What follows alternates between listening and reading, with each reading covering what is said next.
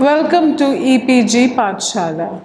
I am Shati Bishash from the Department of Islamic History and Culture, University of Calcutta. Today we are going to discuss from the module Delhi Sultanate, Agriculture and the Rural Class from the paper Economic History of India from the earliest period to 1707. To start with, we have to understand that in this module we are going to probe into the sources for history of agriculture during Delhi Sultanate, changes in the agrarian production during this period, the introduction to new crops, change in the relationship of the peasants with rural aristocracy and imperial power, and in the change in the terms of the rural aristocracy. In case of agriculture, primarily we have to understand that agriculture flourished during the period of Delhi Sultanate for various number of reasons. The first was the technological advancement that came with the advent of the Turks. The technology from the West came to India to promote different changes in the modes of production. Secondly, the forests, extensive forest clearing exposed the cultivable lands to the peasantry. And this fertile land was then used by the peasants for various agricultural products. Improvement in tools with the use of more iron, improvement in irrigation and extensive use of fertilizers and introduction to new crops paved the way for agricultural improvement. The agricultural produce could easily now go to the market, and this surplus production enhanced the non-agrarian production of the time. Land was supposedly abundant in the 12th and 13th century. It is believed that the Ganga-Jamuna Dwab was still not clear during this time.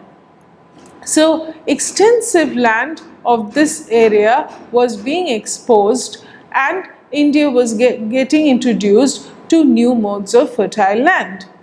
Fawad al-Fuad refers that between Badaun and Delhi, tigers could harass common man in the 12th century. Later in the 14th century, the sources say that these areas were extensively under cultivation. If Ziauddin Barani is to be believed, that in the 14th century, the peasants could even take refuge in the Doab region to escape from the atrocities of the state. In the 16th century, though, land tract was under cultivation according to Moreland. So within 300 to 400 years, what we see is the whole of North India and a large tract was brought under cultivation. Now discussing the peasants and their abode, the villages. Nizami in 1354 writes that a peasant needed to start his profession by possessing seeds, a pair of oxen, tools and implement. He does not ever mention land. It is believed that since land was abundant, it was a commodity that could be used by anyone who could possess a pair of oxen, seeds, tools and implements. So getting inducted into the peasantry was an easy task if the sources is to be believed. Villages were fairly self-sufficient, and each village approximately comprised 200 to 300 families. The land holding, of course, differed from peasant to peasant. The upper echelon of the peasantry had large holdings, that is the Khods and the Muqaddams, who were the headmen, had large holdings, while the Balahars or the common man will have smaller holdings. There was a huge landless population. The reason of this was the class-based society, where the class discrimination did not allow the menial classes to acquire land. So they mostly worked in the lands of the others, though there was enough and abundant land that could have been used. The tools used by the peasants perhaps were all the more same that was used in the 19th century. It is only that the iron was different, because during the medieval period the use of iron was less, and thus the implements were a little softer compared to the implements used during the 19th century. A large change did happen in case of irrigation. Now, irrigation paved the way for the land to produce crops in 2 seasons. So this is for the first time that the irrigated lands could produce products for 2 seasons. Well was a major source of irrigation. The use of dam was also prevalent in some parts of the country.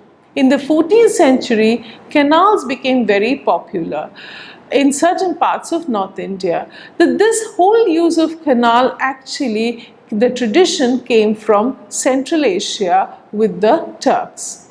According to Barani, canals were first taken up as a royal project during Ghiyasuddin Tughlaq.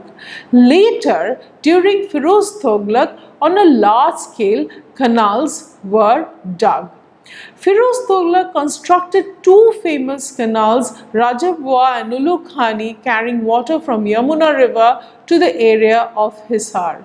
The 3rd canal carried water from Satluj, and the 4th carried water from the Ghaggar.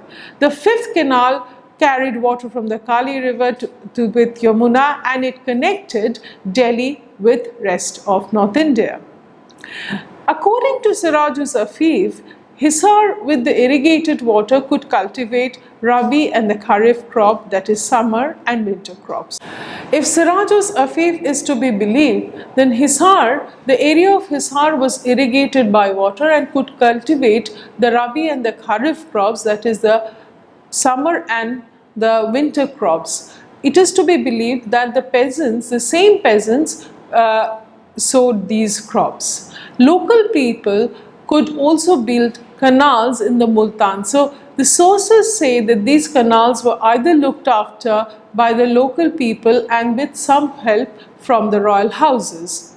Water was raised in various methods during this time. In ancient times, we do hear the reference to Araghotto, which is a kind of a pin drum system. This pin drum system was later worked by animals. This system was referred also by Babur in his Baburnama. Persian wheels came much later, but it revolutionized the irrigation system. Now, coming to the crops in agriculture, the information regarding it is very, very scanty and scattered, and there is no way to verify them. But it is also true that there were abundance of crops, and the per head consumption was satisfactory. It is believed that the per head consumption during medieval period somewhat increased. Ibn Battuta writes that there were large number of crops grown around Delhi during this period. Some lands produce crops in 2 seasons according to him, and this may be true in case of a small portion of land. Most of the land which was not irrigated could not produce these 2 season crops. There is an interesting record of a merchant named Takera Feru of 1290 who says that there were 25 crops which were grown in and around Delhi, and he also gives the estimates of these crops per man per bigha, but of course there is no other source which could verify his account. He mentions that these crops were regularly sown for many years. Now, he of course interestingly excludes indigo and poppy, and indigo remained to be, even at that time, the large export item in agricultural production. It can be said that indigo and poppy was not grown in and around Delhi. Now, crops mentioned by Takera Feru also excluded the crops that was introduced in the 16th century, namely tobacco, maize, potato, groundnut, chili and tomato. Barley and jowar which were the lower degree crops, or which fetched less amount of money, paved way to wheat and rice in the fertile land later. But of course, it paved way to wheat and rice along with gram and cotton. A statistical index from the account of Barani, Abul Fazl and 19th century record indicated that the demand of gram and cotton remained the same till 19th century, while the demand for barley and jowar declined to a considerable amount. Now, this can be the reason that the standard of living of the people rose and also the taste rose. So therefore, the consumption pattern altogether changed in India from this time. So from a lower rated crop, it now moved on to crops like rice and wheat, which became the staple instead of barley and jowar, even for poor people. According to Sirajul Afif, the price of barley and gram was half of that of wheat in the areas of Delhi. In the 14th century, the prices of gram, wheat and barley rose as irrigated land produced these crops. So we have to understand that crops that were produced in the irrigated land fetched more money for the peasants, but it also was cost effective for the peasants. From the account of Umari and Barani, one can estimate that the three kharif crops, paddy and two pulses, that is mash and moth, were much underrated during the Delhi Sultanate, initial years of Delhi Sultanate, but the prices rose in the 16th century. The high-grade sugar was much pricey in 1310 compared to 16th century, that is 1595. The ordinary sugars was almost the same price as the wheat. But of course, we have to understand that for common people, the consumption of sugar was much less compared to the 16th, 17th century account. The wheat and sugarcane produced in the irrigated land during Alauddin Khalji fetched more price compared to the other crops produced in non-irrigated land.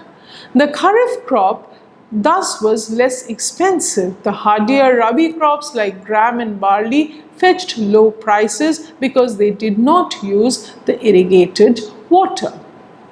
India also boasted at that time about the wasteland and the cattle.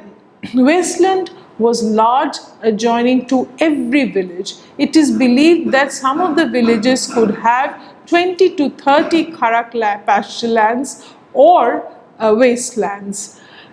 So Sirajul Afif mentions two villages in Hisar which almost had 50 to 40 kharaks or cattlemen. The Arabic work Masalik al-Absar refers that cattle was available in large quantity and it was low priced. Bullocks were used for carrying goods mostly because that was cheaper mode of transport compared to the use of cart. Production and sale of ghee was lucrative, and it is believed that some of the Multan merchants could even afford to have 30 to 40 slaves by just selling this product. This was also a time which saw sericulture in India.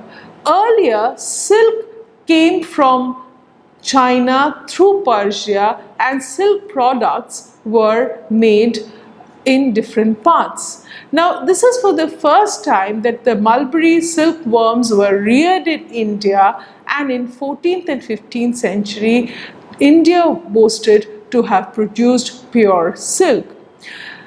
Earlier, coarser silks like eri, muga was produced, but of course the production of it was also very limited to regional, and it had regional patterns. Ibn Battuta does not mention the production of silk in Bengal among other producers in the mid 14th century. Now, in the 15th century, that is precisely in 1432, Chinese navigator Ma Huan mentioned extensively the use of silk in Bengal and large production of silk. Evidence of silk production is found in the work of Tariq-i-Rashidi also, which was completed in the 16th century. Therefore, with this introduction of pure silk, it can be said that India became and was becoming a part of the international silk market. Now, in case of fruit production also, this period saw a revolutionary change. According to Ibn Battuta, mango was the major fruit produced and fetched maximum price. But this mango was definitely the seed-grown mangoes and not the other variety. Grape production was earlier very rare, but with the initiative of the Tughlaqs, grape and grapevine became a primary produce in case of fruit production. And Muhammad bin Tughlaq, it is believed that he also initiated the production of dates. Agricultural produce increased, therefore, during Delhi Sultanate, along with much variation in the produced. The standard of life due to this improved but though of course the burden of tax was very high. The condition of the landless menial class definitely remained miserable due to the caste stratification of the society. Overall, the period is marked by reclamation of cultivable land, extensive irrigation system, and introduction of new crops and techniques. This laid the foundation of the economy which could sustain two empires back to back and paved the way for the non-agrarian produce with further strengthening of the economy. Now let's move to the rural class. Now, who exactly was part of this agricultural produce?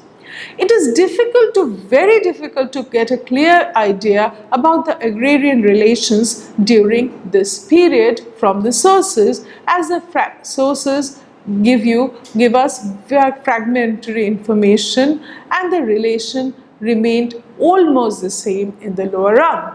The peasant could not claim any property right. Land was abundant, and thus the fear of not possessing a piece of land was still not there. The peasants feared the claim of the class above them who could grab the large portion of the product on the basis of the caste structure and the prevailing political system. The peasants were a kind of a bonded labor. There were instances of peasants fleeing villages due to the extortion of the maliks or the overlords. The peasants were definitely very close to what we call semi-serfs. Like serfs, they could possess seeds, cattle and tools, but they did not have any right over the land. They had the right to sell their produce if they had to pay the revenue in cash. Now, coming to the control of the peasantry. Mostly, the peasants were controlled by the traditional heads of the villages. Now, these traditional heads were referred as khots and muqaddams.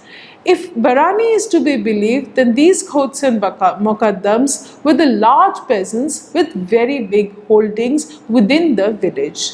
The term khot was widely used and remained in vogue in Gujarat and Deccan long after 16th century. Before Alauddin Khalji's order, which brought the khots almost to their knees, khots were exempted from paying land tax or kharaz-i-jizya, house tax or gharai, and the cattle tax or charai. They even insisted on a tax on their own known as Qismati Khoti on the peasants. Now this Qismati Khoti was an arbitrary tax. Alauddin Khalji, through his ordinances, curbed the powers of the khots by declaring this arbitrary tax or kismati khoti as illegal and punishable. He insisted that the Khots, as like any other peasants, would pay kharaj and land tax at the same rate. House tax, charai, and the cattle tax of Dharai became compulsory for all the peasants, including the Khots during this time. Barani again states that the Khots became so poor that no traces of gold and silver remained in the houses, and even their women had to go to the households for work. The stern measures were repealed by Ghiyasuddin Tughlaq, but of course he did not bring back any arbitrary taxes like Ismati Khoti, but of course they were exempted from giving Kharaj, Charai and Gharai. So therefore it can be said that Khots were like the peasants who were in the periphery of the aristocracy, and their fate solely dependent on the power of the center. If the center was very stern, they would be turned into an ordinary peasant, and if they were left on their own, they could even become the aristocrats of the villages. Sirajus Afif refers that peasants on a whole were wealthy with ornaments, utensils and grains. Of course, we have to understand that he was referring to the middle strata of the peasants and not the menial classes. And this middle strata or the upper strata of the peasantry was few in number, and it did not consider the larger section of the peasants. He also refers, interestingly, of peasants wearing clean clothes, which slept on bedsteads and with white linen. But of course, we can understand that this was not the situation for the ordinary peasants, who were always burdened under very heavy taxes. Probably, you have to understand that a person like Siraj Afif would only be exposed to the life of the middle strata of the peasantry or the above peasantry. Now, the prevailing caste system of the villages would not have been very congenial for the society to give any kind of social lift to the peasants in the lower rung. So, in spite of the fact that production increased, the surplus of agriculture increased, and the standard of the peasants to some extent changed, but they could not move up to the upper echelon of the society. Now, moving on from the peasantry and the immediate heads, we move to the rural aristocracy. Rural aristocracy was again not uniform, and it varied according to the region. The chief who resisted the Ghaurians in the sources are terms as Rais and Ranas by Minhajus Siraj. But of course, we have to understand that these terms were essentially North Indian. There is also a reference to Rawats, who were the cavalries of the Rais and Ranas. Ziauddin Barani refers to these terms while referring to the events of the 13th century. So we have to understand that both in 12th and 13th century, these terms and these people were in vogue. Now, Barani also refers that this group of aristocracy maintained payaks or foot soldiers and dhanuks or cavalry. So we have to understand that the older aristocracy did not change form immediately after the takeover by the Delhi Sultanate, and they were in a position to maintain their own soldiers.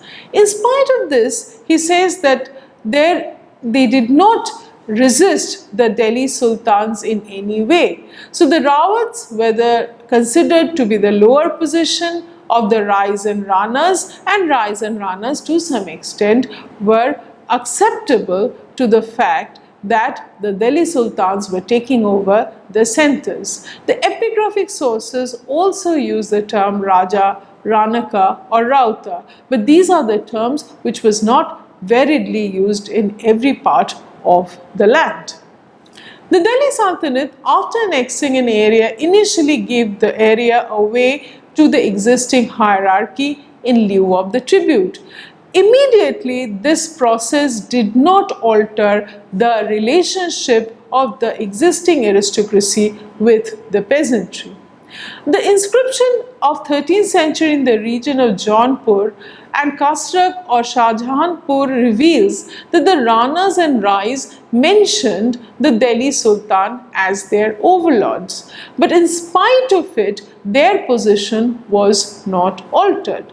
The conquest, therefore, initially did not create much change as far as social hierarchy is concerned and avoided social commotions. And this was also convenient for the center because at that way they were able to grab hold of the surplus that was increasing in manifold. Even after the replacement of these tributes, the land taxes, the upper echelon of the aristocracy enjoyed much of their early importance because of the caste system. The peasants practically therefore had two heads, one appointed by the Sultan as the governor and the other the traditional head, the Ranas, who on behalf of the center or governor would collect tax. In case the Rana was unable to collect the tax, the governor would enforce his force to collect this tax. So therefore, practically now instead of a one overlord, the peasants actually had two overlords. Thus the position of the Rais and Ranas, one can say, were reduced but not abolished. And Rais and Ranas had direct contact with the village headman or the Chaudhary, a term which was now in vogue. Now, coming to the term Chaudhary, which was used even during the British period, the 14th century records say the process of abolition of the rural aristocracy was completed and then a new one was replaced. This transformation definitely was smooth because we do not hear about large-scale social upheaval. The center did not much bother as long as the revenue amount was not reduced. The new class was absorbed from the older ones. It is believed that the Chaudharys were this new set in the new class. The intermediary class was such essential for the center for the collection of land revenue in this time because they did not have the requisite amount of people to collect the taxes directly.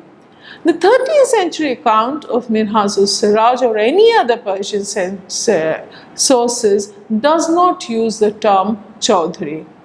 Barani uses this term in the mid-14th century for the first time but in several references. Ibn Battuta later explicitly refers that the territories were divided into villages or sadis and the Chaudharys were in charge of these sadis and an official named Mutasarrif collected taxes on his behalf. So the concept of revenue system, a direct uniform revenue system was in vogue from this time. Now coming to the concept of sadis or parganas. Ibn Battuta's reference to collect the villages as sadis and thousands of villages as hazara is very ambiguous. It can be that he was referring to his own homeland and trying to set things in India. No other contemporary sources refer to these terms of hazara or sadis. By 14th century, a collection of villages came to be known as parganas and referred in most of the documents. The concept of pargana continued even during the time of the Mughals and later during the British period. The term pargana of course is not mentioned by Barani, but Moreland notes that this was a term that was used both by Siraj-uz-Affif and Isami. The term came to use during the years of Muhammad bin Tughlaq and was not frequently used before that. By 16th and 17th century, the term Chaudhary indicated the hereditary zamindar or the landlord who was responsible for the collection of land taxes in Pargana. The Sadi may have been the other term for Pargana, and since Ibn Battuta was familiar with the earlier term, he used it for his own convenience. It is believed that the Ranas were same as the Chaudhuris. But of course, this is very difficult to ascertain. All these informations come from fragmentary sources and cannot therefore be corroborated with each other. In another account of Maharu, he refers to the term ambiguously, but of course it is not very clear whether the term could have been used during his time. Maharu claims that the peasants paid taxes only when they were forced. Therefore, the tendency of tax evasion was always true, but the reason can be that taxes in this part of the land was always very high and irrational. In 1353 AD, Firuz Tughlaq went to Bengal's expedition. He used terms like Maliks, Muqaddams, Mafrozis as zamindars if Maharu is to be believed. In the middle of the 14th century, the land revenue system divided the subjects into two groups, the peasants, that is the Dahakins, and the Zamindars. The term Zamindar henceforth was the blanket term for all rural aristocracy. Now this term was also in vogue during the time of the Mughals and the British. Mafrozis were state appointed heads in place of the earlier headmen. Muqaddams definitely were the same status as that of the Khods, and Malik was a term used generally for any superior class collecting the taxes. The term Zamindar was a blanket term, as we have understood, during the Sultanate period, and it initiated to create a uniform land tax system with very little regional variation. Thus, there can be a possibility that the term like Zamindar was becoming a uniform term with uniform power. The 15th century situation altered, and the independent unit of Delhi Sultanate were restricted to certain areas. That there is a possibility that older aristocracy revived their positions.